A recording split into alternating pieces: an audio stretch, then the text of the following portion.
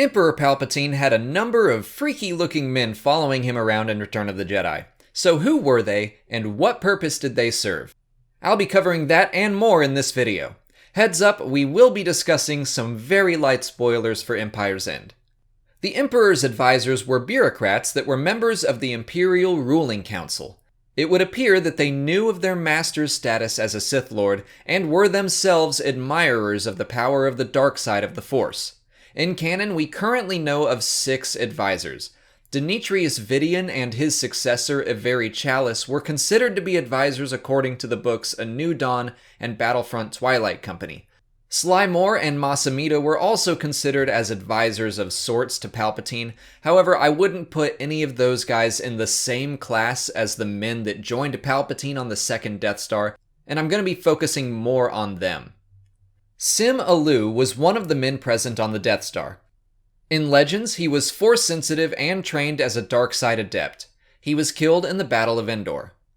KREN BLISTA-VANEE was a long-time member of the Imperial Ruling Council and proved to be useful in creating new hyperspace routes to the deep core. He also lost his life on the second Death Star. However, an interesting note on VANEE is that his name is very similar to VANEE, Darth Vader's attendant in Rogue One. They even look similar. It would appear that they are meant to be 2 separate characters, but it's an intriguing connection nonetheless. Ars Dangor was part of the political mission to Geonosis to secure the species as the workforce in the construction of the first Death Star. Neither canon nor Legends currently gives us any word on his death or survival after the Battle of Endor, as he was not one of the men present. JANUS GREEJATUS also accompanied Ars Dangor to Geonosis on that same mission, but he was on the second Death Star when it exploded. He was considered to be one of the Emperor's closest advisors. Yup Tashu is possibly the one advisor we know the most about. He was heavily featured in the Aftermath trilogy of books. We don't know much about his history prior to the Battle of Endor, but after the death of the Emperor, he became part of the Imperial Future Council. He was clearly a devoted acolyte of the dark side, despite having no apparent abilities in the Force. He was one of the leaders of the Acolytes of the Beyond. During the Battle of Jakku, he sacrificed himself, believing his death would help bring Palpatine back to life. It would appear that he was incorrect. SATE PESTAGE was another emissary present on Geonosis with JANUS GREEJATUS and Ars Dangor. I'm mentioning him as the last advisor because while he is canon, we don't know much about him, but he does have a rich Legends history. In Legends, he actually held the title of Grand Vizier instead of Masamita. He took control of Coruscant after Palpatine's death, but the other advisors and high-ranking military officials turned on him. He tried making a deal with the New Republic to secure his safety, but he was killed by Asan Isard.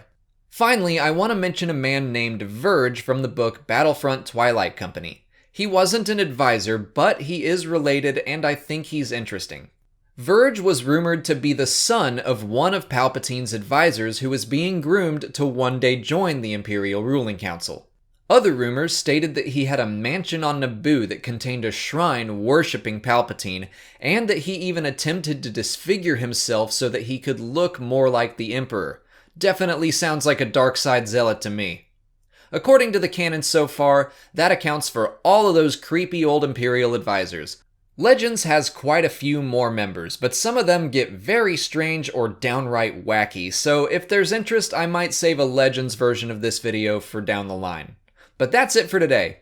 If you haven't already, please like this video, subscribe to the channel to see new Star Wars videos every single day, follow me on Twitter, Instagram, and Facebook, and consider checking out my Patreon page. As always, thanks for watching, and may the Force be with you.